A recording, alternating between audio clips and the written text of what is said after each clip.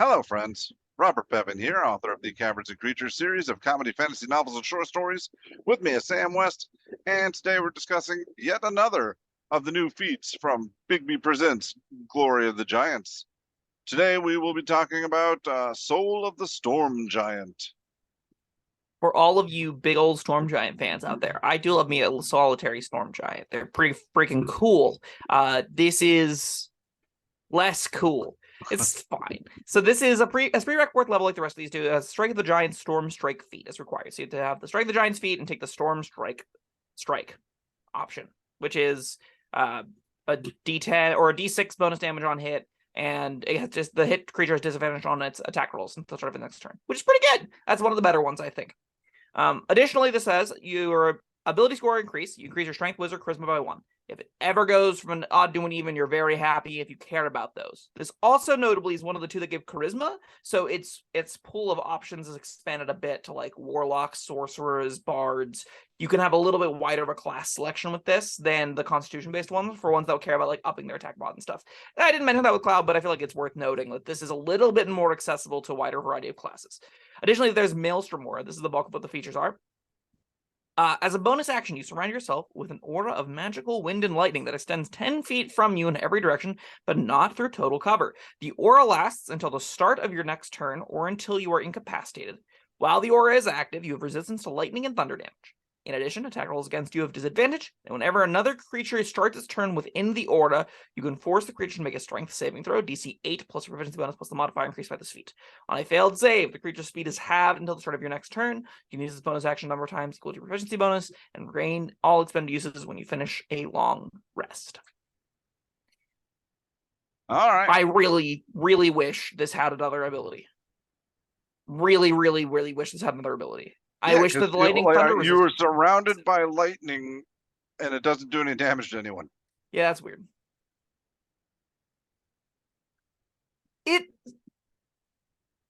This feat, I think this desperately should have had ability score increase and then a line resistance like the other, like fire and frosted, and you just get lightning resistance. You just get thunder resistance. Just let that be a passive, and then also have the bonus action thing. If you run on Maelstrom Auras, this isn't doing anything. And Maelstrom Aura is kind of, I would consider it like a patient defense, like a monk's bonus action dodge kind of deal, but you're trading the advantage on deck saves for the slow. Slow if they're already within 10 feet of you. Yeah. And that's like not a great place to be, and the damage resistances aren't going to come up all that often. But it's lightning and thunder.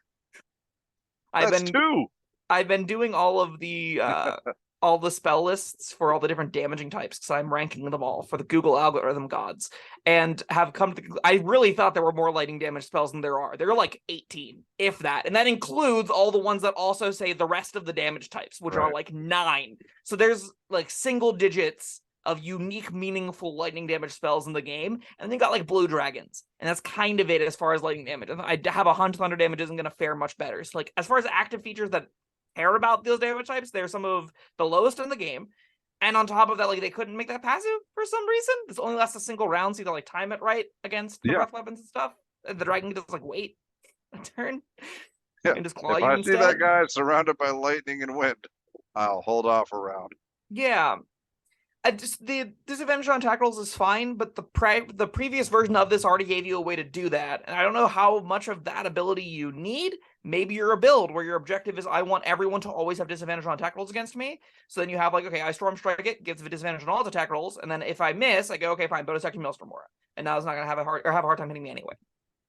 Yeah, I mean, you're absolutely right in that, fire and cold gave you just straight up resistance.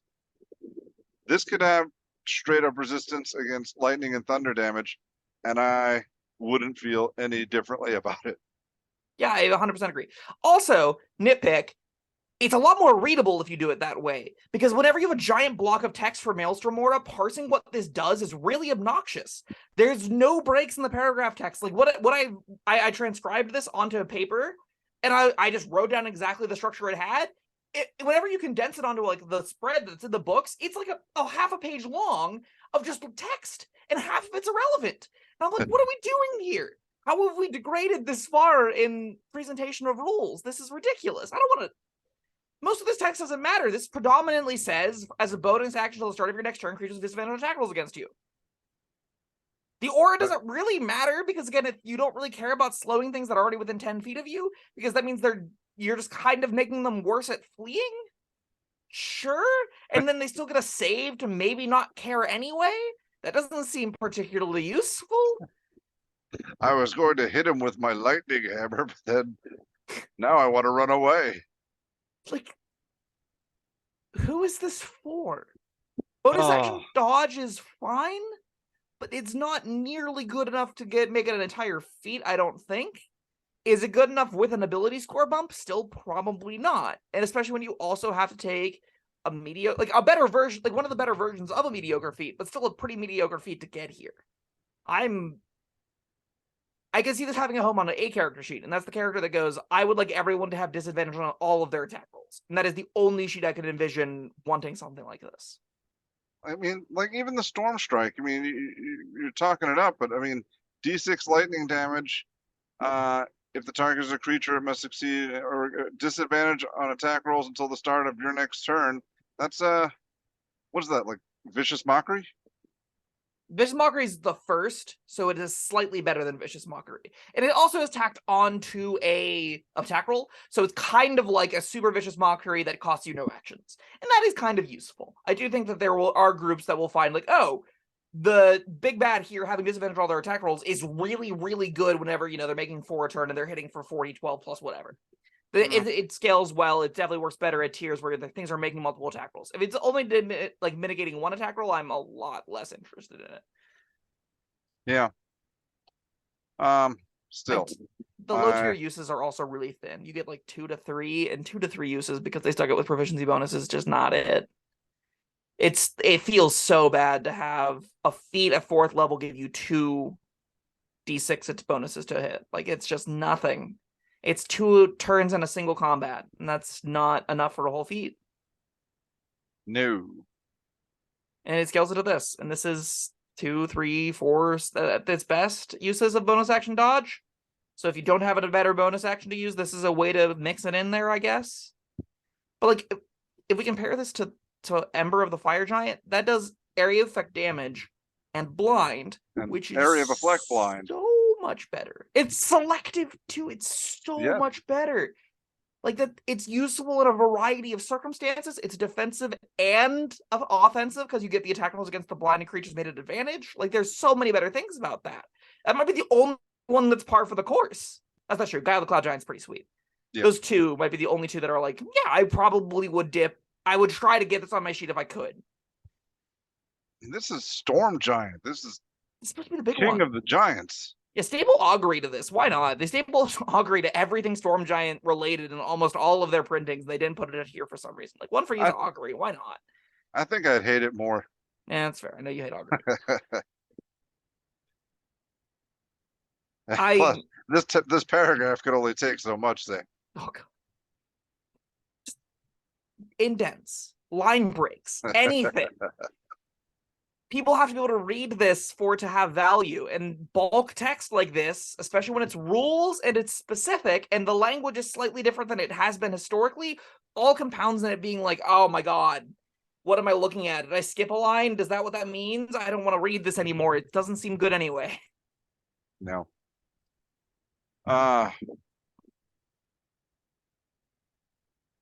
Yeah, I mean, I'm not a fan of this one. Why doesn't it do a D8? Why doesn't it do a D8 damage? Why doesn't it, like, the Ember of the Fire Giants also does damage. It does everything this does so much better. It also comes with the passive resistance of a better damage type. What? Or you know what? Make it last a minute. Honestly, I'd be a lot more excited and interested by that. Then you have kind of like this rage-like feature at least, and then you're like, okay. And maybe even things outside of it had disadvantage attack rolls against you, or things in the area of disadvantage attack rolls. You could make this an interesting effect, but it's just so much worse than an existing one that you're directly comparing it to that you printed alongside it that I'm like, I don't know what the hell they were thinking.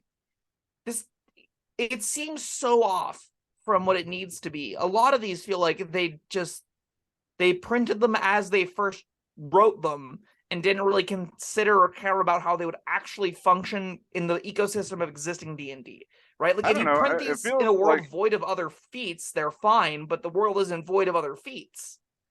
I don't think it feels that way. It feels to me like they wrote better ones, but then somebody came along and said, "Whoa, that's too powerful. Let's take it down a notch, buddy." That has to be it, right? Because I don't know. I don't. this can't be. You know, we haven't had a new book in a long time. Everybody's excited. Ooh, new feats. We're gonna give them something good. Like, this can't be somebody's first crack at it. I think there is a. Here's a quick plug for anyone that's not Wizards of the Coast. I think there are a lot of excellent game designers out there that do put a lot of time, practice, and patience into making their own content. There's plenty of them. You can Google around and find a bunch of them. This channel might be producing some in the near future. Who's to say? But these read like bad homebrew. These read, a lot of them, not all of them. Ember is pretty polished. I think there are some ideas that are neat, but these read like someone read the DMG description of how you make a feature and then tried to sculpt that into a first attempt at a feat, and they tend to be relatively bland. They tend not to really expand the scope of the game in a lot of interesting ways, and they tend to miss a lot of like core problems that they could address larger elements of gameplay with. And these just lack any means of that. These lack any kind of nuance. They're way too long. They have a ton of like little nitpicky issues that even the first printing of the PHB, I think, did a lot of the presentation of this information better, cleaner, and stronger. Now, granted, that book definitely had a lot more time and effort and love poured into it than I think these did, but like with Soul of the this is the freaking Storm Giant feat. You get a Maelstrom aura that does not really anything meaningful with the aura, so it's just a nuisance to track because of how the nature of the slow will function in actual play, right? Like, a slow against things near you don't matter. No one is, yeah, unless they have a 5-foot movement speed, then no, the slow's not doing anything. It seems it's wild to me that like this was the iteration that like we should print this and ask money for it. Says he who bought it. Yeah, listen, I've been scammed before and I'll get scammed again. It's Stockholm Syndrome or something to that effect. Yeah. There are some good ideas in this book. There are some interesting things. They aren't most of these feats. No. This one included. I think this is, again, a bonus action dodge is fine. I could see there being characters that go, I want everything that disadvantage all attack against me. I'll take these 2 feats. I'll be like this nebulous entity where I hit things and make them have disadvantage attack rolls. And then whenever those things have disadvantage attack rolls, a bonus action to make sure I have the little shield up whenever I want it. That'll be fine, but it's still not, it's definitely not worth the 2 feats it costs. And even with a good ability score increase, I'm still not thrilled with it. So I think it's still a comfortable 2. I don't think this deserves a home on most sheets in the game. All right. The prereq is another giant barrier for no freaking reason that's here. All right. 2 feels generous to me. Let me reread this one more time. It was disadvantage on all attack rolls, Bob. Even ranged. Yeah, all right. That's true. This is a bonus action turn. I want to get hit a lot less. That's not useless. No. This has abilities that matter. All right. It also has a lot of useless text. Beyond that. The slow thing was pissing me off, but you're right. Disadvantage on all attacks is not nothing. All right, I'll give it a generous 2. Oh, resistance to lightning and thunder. That's just embarrassing for a round. It's insane to me that it's just not a passive. It's insane to me. Yeah. It seems like such an obvious direction to go in.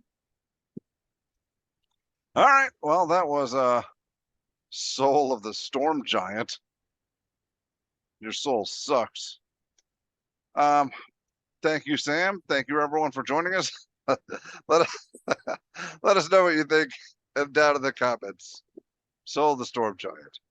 I love subscribe. That the deepest cut you could get was your soul sucks. Thanks for watching. I'm working on the fly. All right. Thank you. Goodbye. Thank you for watching. If you found this helpful, informative, or entertaining, I'd really appreciate it if you hit the like button below. You needn't smash it, a gentle tap will suffice. If you want to see more videos like this, subscribe to the channel. And make sure you check out the links in the description, where you'll find my Caverns and Creatures series of comedy fantasy novels, Sam's full review of the spell, and other fun things.